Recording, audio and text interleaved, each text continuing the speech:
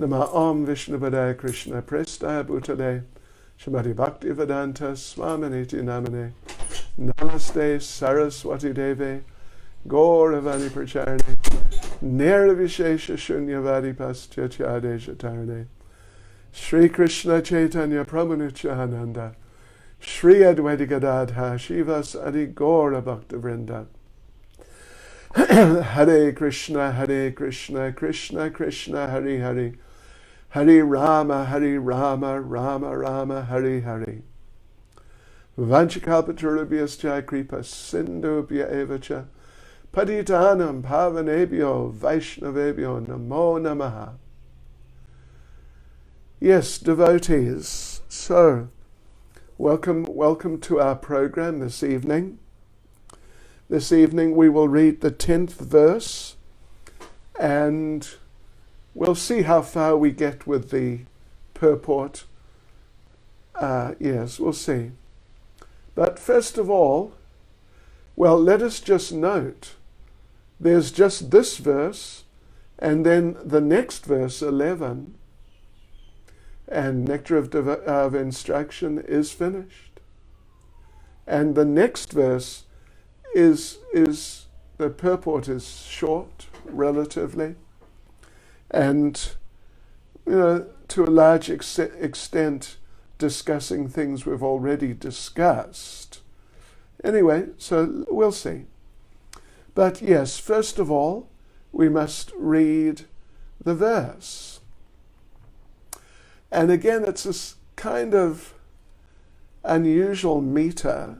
Well, it is an unusual meter, and I'm not really sure how to, what tune is best. Karamidya parito hare, priyataya vyaktim yayo gyaninas, teb yogyana vimukta bhakti, parama premaika nishtas tata, teb yasta pashu pala pankaja, Drishashtabhyo pisaradika, preshta tadvadiyam tadiya, sarasitam nashrayet kakriti. Anyway, yeah, I don't know about the tune, but that's the verse, the Sanskrit. Let me read the translation. In the Shastra, it is said that of all types of fruitive workers, he who is advanced in knowledge of the higher values of life is favored by the Supreme Lord Hari. Out of many such people who are advanced in knowledge, jnanis, one who is practically liberated by virtue of his knowledge may take to devotional service. Just let me turn off the sound there. He is superior to the others. However, one who has actually attained prema, pure love of Krishna, is superior to him.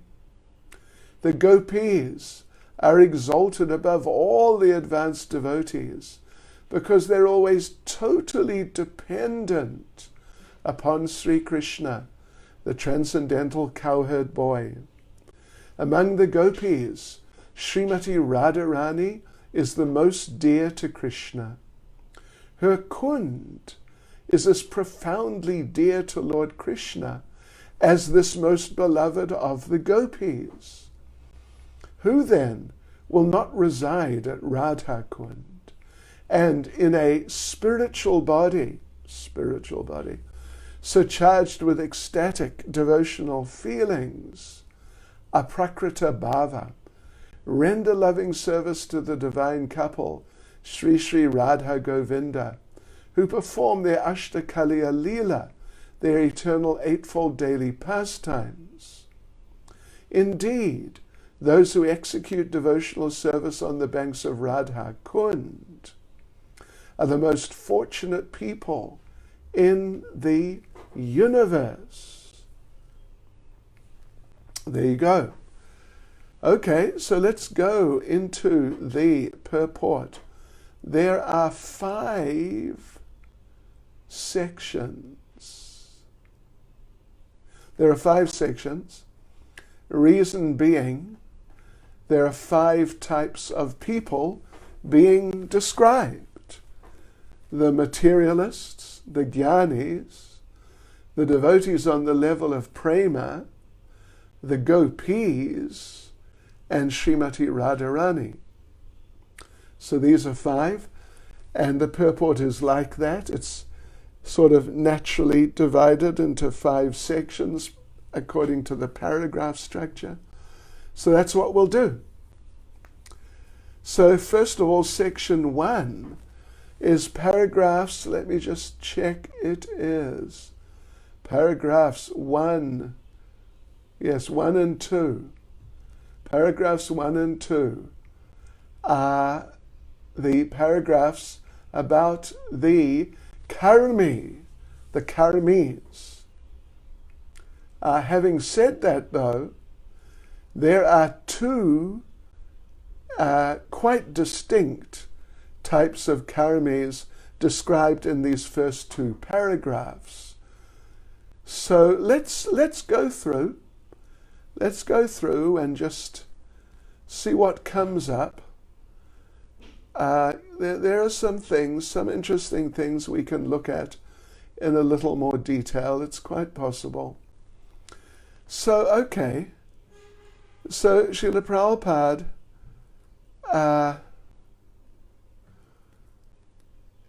is saying, well, Prabhupada begins the purport by saying that almost everyone is a fruitive worker, a karmi of one type or another. Yes. He mentions these other groups, the jnani, the prema bhaktas, then the gopis who are like super prema bhaktas, then Radharani who's the supreme prema bhakta. But nowadays, just like, I don't know if I mentioned the other day, that we have our sampradaya, our disciplic succession, coming from Krishna, and coming down, some people are there, and then Lord Chaitanya, and then it's very clear from Lord Chaitanya onwards. So we have our parampara. So the impersonalist, Shankaracharya, he also has his parampara. It's still going. It's definitely still going. And they have 4 main centers, each of which has a leader who has the title Shankaracharya. Okay. So, well, if you're familiar with Chaitanya Charitamrita Adi Leela chapter 7, you would know that Lord Chaitanya was in Varanasi and he was spreading the Sankirtan movement very dynamically. And his one associate from Navadvip, or maybe from East Bengal, I think from Navadvip, anyway, one previous associate of Lord Chaitanya who happened to be living there, he really wanted that Lord Chaitanya would preach to the Mayavadis, because Varanasi is the capital, you could say, headquarters of such people, the staunch impersonalists. So Lord Chaitanya, as we said, he'd been going around the town, the city, spreading the chanting day after day. But now his devotee made this special request. So Lord Chaitanya, the devotee requested, Lord Chaitanya agreed. The Lord is like this, at least in many cases. He fulfills the desires of his devotees, unless it's going to really be detrimental for the devotee. So the meeting was arranged. Lord Chaitanya went to meet the Mayavadis. The chief Mayavadi was Prakashananda Saraswati. And the very first thing Prakashananda Saraswati did was sort of chastise Lord Chaitanya, criticize him Why are you chanting and dancing with sentimentalists? You're a sannyasi, you shouldn't be doing that. So in other words, he had many followers with him gathered there.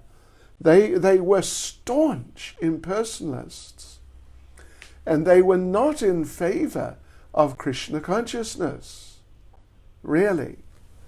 They were not in favor. They certainly wouldn't give support to Krishna consciousness. But our devotees who were on Padayatra in India some years ago, they were telling us way back at that time, late 80s or mid 80s, something like that, that when they were in South India, they went to a place called Kanchipuram. It's a famous pilgrimage place in northern Tamil Nadu. And they went there, and somehow or other, because that is it's one of the 4 places where there's a Shankaracharya and an official temple and whole establishment coming from Shankaracharya however many years ago. So they just thought they'd visit him. So they did. And this Shankaracharya, he was so enthusiastic. He was so enthusiastic. Oh, Hare Krishna, how wonderful. I know how you're spreading Hinduism. It is just fantastic. Can I help? And he did help. He did help. He made all sorts of arrangements. And as I recall hearing, the devotees had like a public program in Kanchi. It's a city, small city, and famous pilgrimage place. So they did a public program, and many people came. And the Shankaracharya spoke very nicely. Yes, Hare Krishna is good. So of course it's nice he did that. But you know what it means, don't you? It means he's not really a Shankaracharya, because they will not embrace the Hare Krishna movement. They just won't do it. And they will not help. And they will definitely not come to the program and give a talk encouraging the people to support and get into Krishna consciousness. So this is the thing, that now, as Prabhupada says, almost everyone is engaged in fruitive activity. You get a few who are not, who are kind of like jnani types, and there's devotees, of course. But except for the devotees, those others who are not just out and out materialists, they are mixed up, like that Shankaracharya, mixed up. They've deviated, he had deviated from his own line. Not that we approve of his line at all. In fact, it's much better that he was very positive towards Krishna consciousness. But my point is, it's a simple point, is that you just don't find many people who are real impersonalists. You generally find the vast majority are materialists, including those who are following some form of religion. They're basically materialists, at least in so many cases, trying to use religion for their material benefit. So they're materialists. So anyway, it's like that. It's like that. So then Prabhupada, we're right at the beginning of the first paragraph. Prabhupada starts talking about the karamis, those who want to get material profit by working or by somehow. Yes. So then Prabhupada quotes this Vishnu Purana verse which appears in Chaitanya Charitamrita. And let me just read the translation as it appears in Chaitanya Charitamrita. Because it's just a little different from here. Not really, but to me it makes things a little clearer. The internal potency of the Supreme Lord Vishnu is spiritual, as verified by the Shastras. There is another spiritual potency known as Kshetragya, or the living entity. The third potency, which is known as nescience, makes the living entity godless and fills him with fruitive activity. Right, so that's Prabhupada's being more explicit there, sort of, to the point.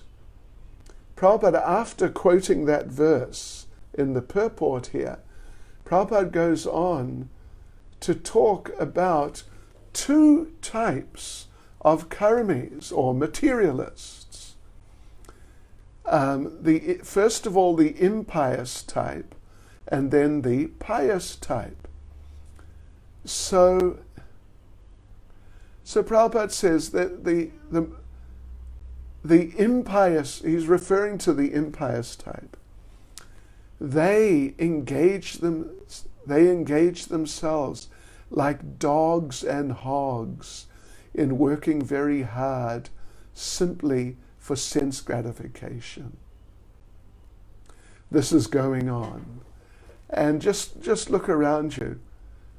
There's not so many people who are the second type, the pious type, who are going to be described just as the paragraph continues.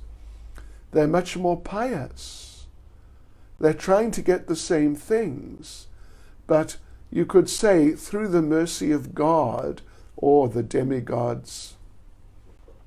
So it's a different orientation, whereas those nowadays, the people nowadays, are just so much into just gross material life, exploiting the material energy, and don't worry about religion.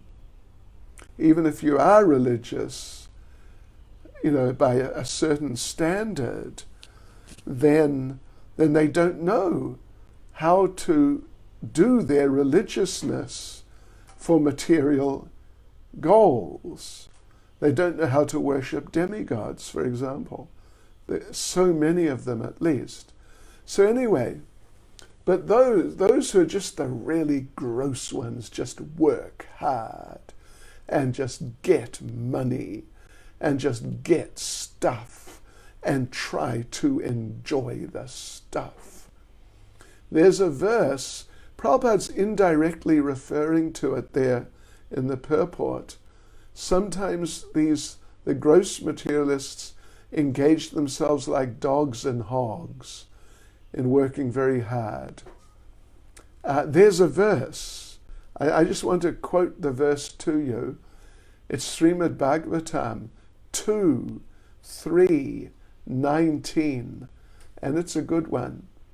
Swavid vara hostra karai samstuta purusha pashu naryat karna patopeto jatu nama gadagraja. And listen to this, and maybe fasten your seatbelts first, because it's to the point.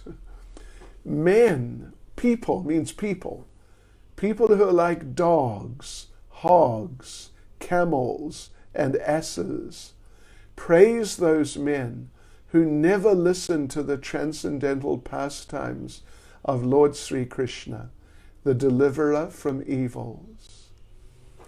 So, people who like hogs, dogs, camels, and asses praise people who are like bigger dogs, bigger hogs, more successful camels, and bigger donkeys.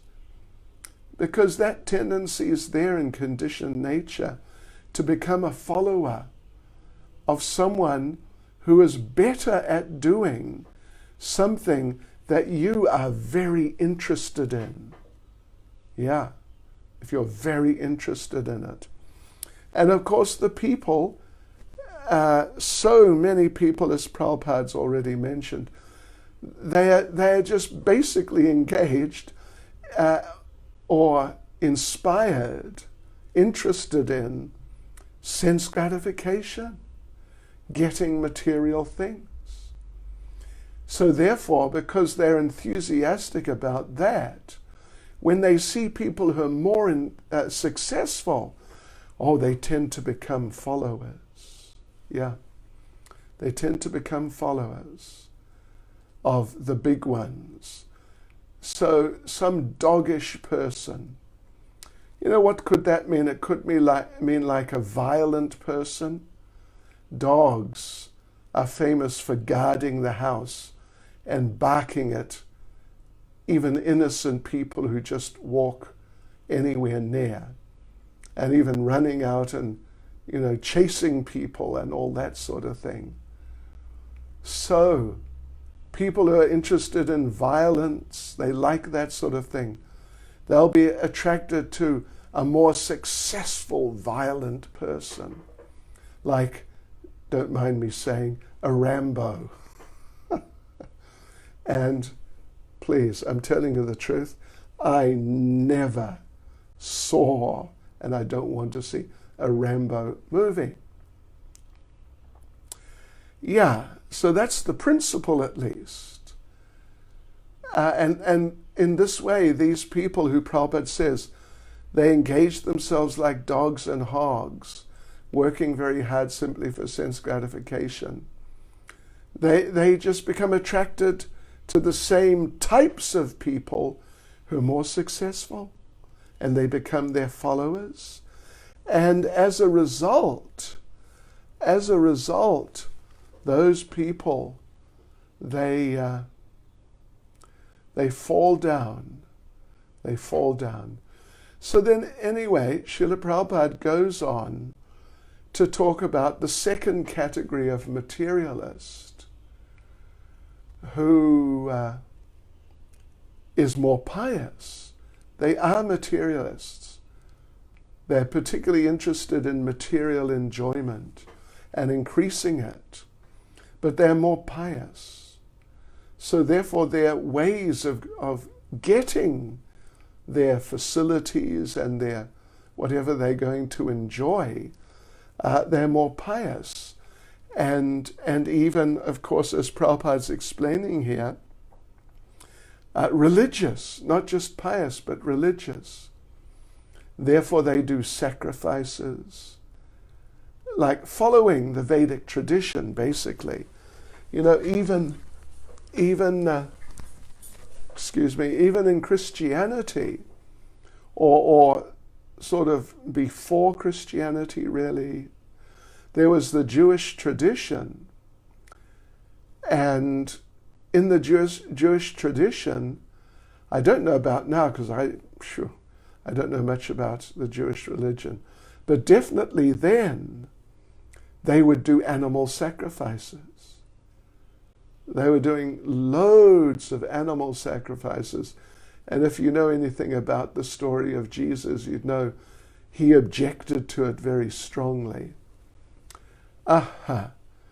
So anyway, the second category of people, they're karmis. They want to enjoy material life, but they want to do it in pious ways. So they worship demigods, they do sacrifices and things of this sort. And not only are they hoping to get better facilities in this life, but they're hoping for a better situation altogether in the next life. So many of them, it doesn't just end with let us get a bigger house in this life or something like that. For many of them, the idea is we want to go to the moon or some heavenly planet, and then we'll really enjoy. So therefore they do religious programs with that aim in mind. And some of them, Prabhupada makes the point, some of them are successful. Some of them achieve their goals. They do go to higher planets. And some of those who want to enjoy just here on this planet in this life, some of them also are successful. But Srila Prabhupada goes on to refer to, at least, he doesn't quote the whole thing, but he refers to Bhagavad Gita chapter 9 verse 29 in the same first paragraph. We're down almost at the end of the first paragraph.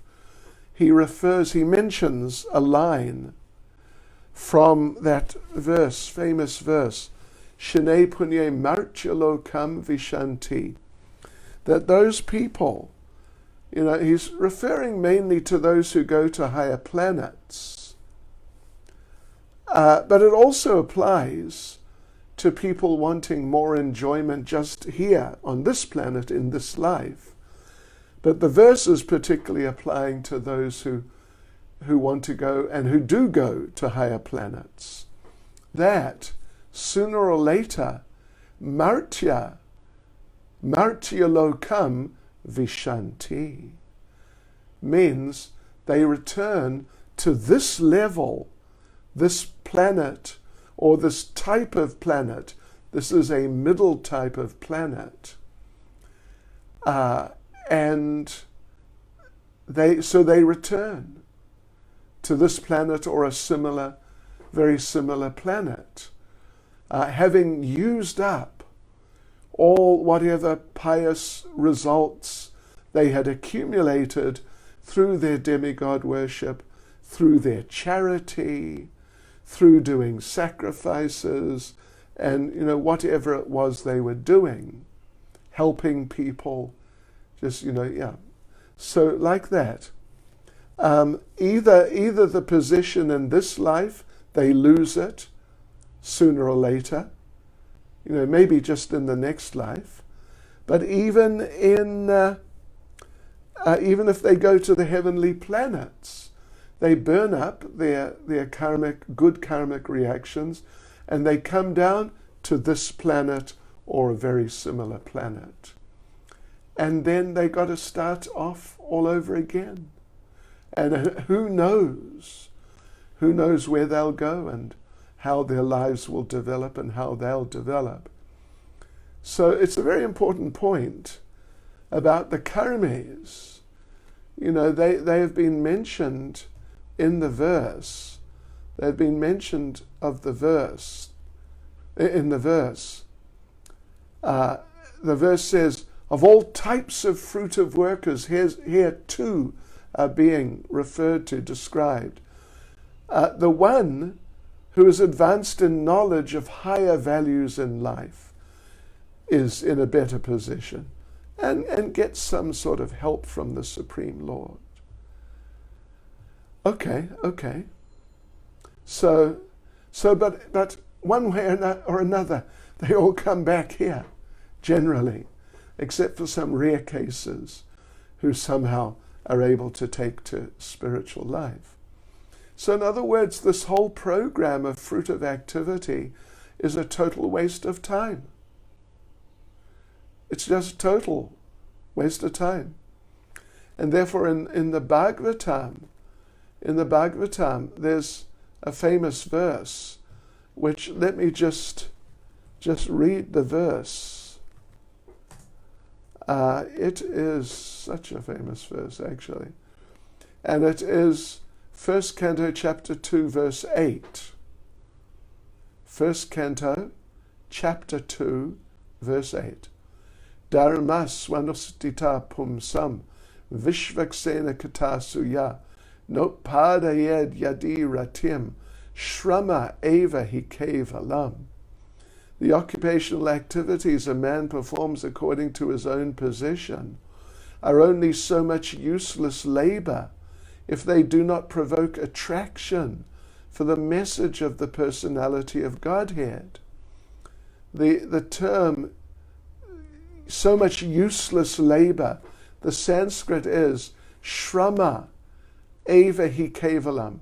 Shrama means useless labor. Eva means only, nothing other than useless labor. He means certainly, and kevalam means only. How strongly is the Bhagavatam pointing out that this materialistic activity, impious, pious, you name it, some mixture of pious and impious, it's just totally useless if it doesn't stimulate our Krishna consciousness. All right, anyway, so back to our nectar of instruction, and we're now going on to the second paragraph. So Prabhupada begins the paragraph, he concluded the previous paragraph by talking about how they all fall down. Pious, impious, semi-pious, partially pious, they all fall down and take birth again on this level. And Prabhupada begins the second paragraph. This is the position of all karmis, including those who act piously and those who act impiously. So he goes on now. Well, he describes both. Next, though, he describes the impious ones. And then he goes back to talking again about the pious ones after some sentences. But first of all, in this paragraph, Prabhupada starts talking about certain businessmen, politicians, people like that. They're like heavy materialists. They're not just your simple worker types. But these heavy materialists, they want to earn money by any means. And it doesn't matter if it's pious or impious. Doesn't matter. If it gets them money, that's it, they do it. So,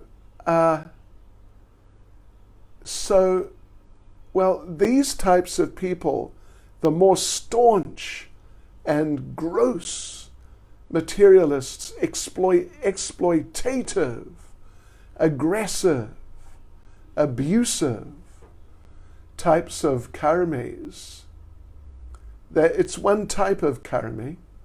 They are, Prabhupada refers to them here as vikarmis. Vi is a Sanskrit prefix. It basically means very. Just like Krishna in Bhagavad Gita, chapter 4. How does it go? Aparitranaya sadhunam vinashaya chaduskritam. That's chapter 4, verse 8, Bhagavad Gita. The Lord descends to deliver the devotees, the pious, or the devotees really, but the duskritanas, the bad people, then for them, vinashaya chaduskritam. Nash means to destroy. Vinash, it means to very destroy. Yeah, like obliterate.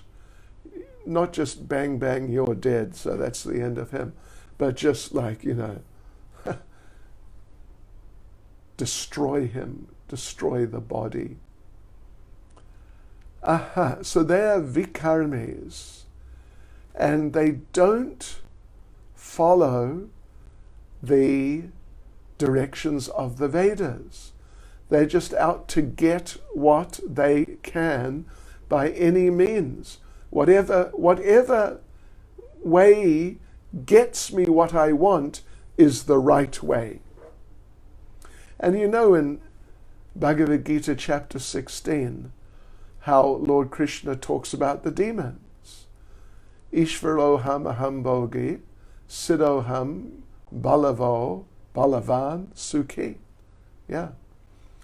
I'm the controller, I'm the enjoyer, I am perfect, and I am very powerful. And if you remember those verses there, he was my enemy, I killed him. And this other one is my enemy too, I'll kill him too. These are the heavy materialists. Oh yes. So those people, oh dear, it's not good. Anyway, then Prabhupada reverts back to talking about those who follow the Vedas again, or at least some process of religion. He goes back to that and makes the point that these karmis are better than the vikarmis. Well, yeah, it almost goes without saying, but Prabhupada does say it. And Prabhupada makes the point that because they follow the Vedas, I mean, if they're following the Vedas, not all pious religious people follow the Vedas, of course, we know that. But if they're following the Vedas, then Krishna appreciates it. Krishna appreciates it. And he may help them. He may help them. Yeah. So, anyway, Srila Prabhupada goes on really to sort of elaborate further about the same types of things he has already. Well, at least, no, let me say, well, he certainly mentions and elaborates further on how the pious karmis who follow the Vedas, they go to higher planets. Yes. They may become demigods. But he makes a very important point, and it's a heavy point, about the vikarmis. That, Prabhupada says, if you go down the paragraph, you'll see there's a verse being quoted. It's kind of in the middle of the paragraph, more or less. Just a couple of lines, a few lines above that. On the other hand, those who are engaged in impious activity, human beings, but in very unfortunate situations. Very unfortunate situations. Yeah, so this is all going on in material life. And therefore Prabhupada quotes this verse in the middle of the second paragraph, 554. Prabhupada quotes. And it's basically just explaining how they get put into very unpleasant material situations. Let's see. We're going to finish this paragraph tonight. So, yeah. Now, basically from that verse, 554, down to the end of the paragraph, where Prabhupada mentions the next verse in Bhagavatam 555, basically Prabhupada's just talking about the same thing, being too materialistic, becoming degraded, and then so on and so forth. They think they're progressing materially because they've got skyscrapers, but why bother?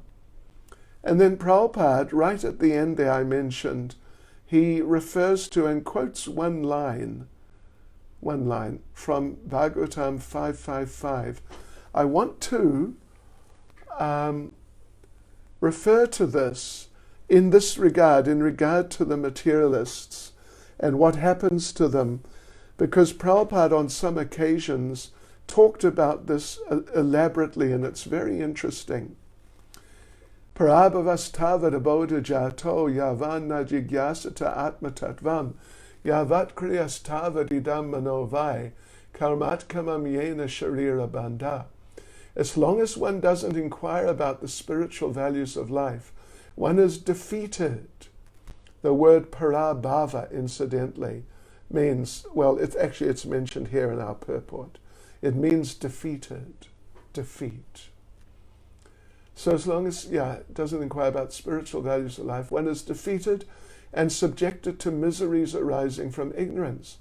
Be it sinful or pious, karma has its resultant actions. If a person is engaged in any kind of karma, his mind is called karamatmaka, colored with fruit of activity. As long as the mind is impure, consciousness is unclear, and as long as one is absorbed in fruit of activity, he has to accept a material body.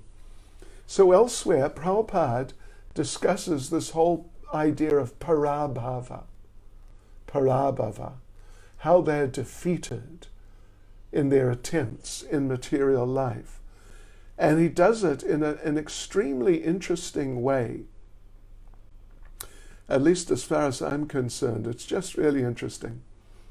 He refers to the first grouping of letters in the Sanskrit alphabet. Now, many of you may not be familiar with Sanskrit, even perhaps at all, but if you're from a Hindi, North Indian background, you'd have some sort of idea at least, and maybe, some idea. So what are the first letters of the Sanskrit alphabet? They are pa. Pa means just P-A. Pa means P-H-A. Pa. Then ba and ba, B-H-A, and ma. Pa, ba, ma. These are the 5 letters of the Sanskrit alphabet. And they have been used by devotees to illustrate material life. It's a good one. So pa, the first letter, indicates parishrama, hard labor. In this material world, you have to work very hard for sense gratification. And then next is pa, P-H-A, indicates pena, or penila, means, would you believe, it means foaming at the mouth. Yeah. If a person works too hard, foam sometimes comes from the mouth. You may have seen with horses, with some animals, this happens.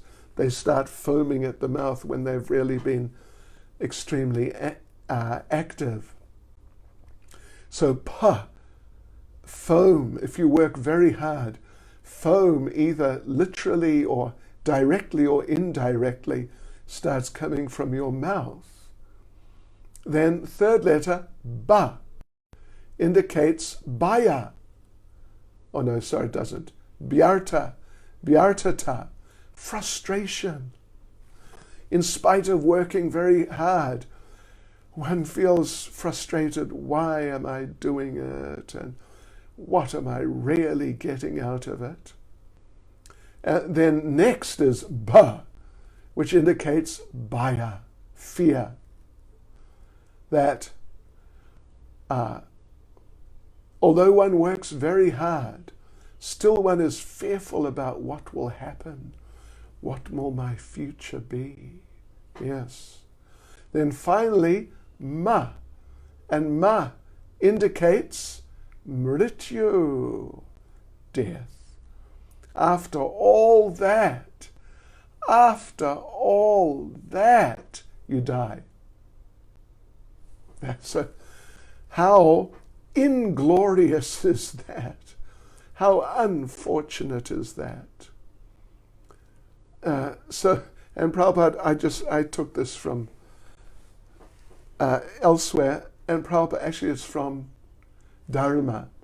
Prabhupada says, the scientific world is working so hard to defeat death, but the scientists themselves are dying. Hare Krishna. What a shame. So that's karmi life. So tomorrow we'll go on to the Gyanis, and we'll go on further too. We'll probably go through all the rest of them. Because Prabhupada, as usual, Prabhupada really described very graphically what's wrong with material life here in the purport, both pious and impious. All right, devotees, thank you all very much. Srila Prabhupada Ki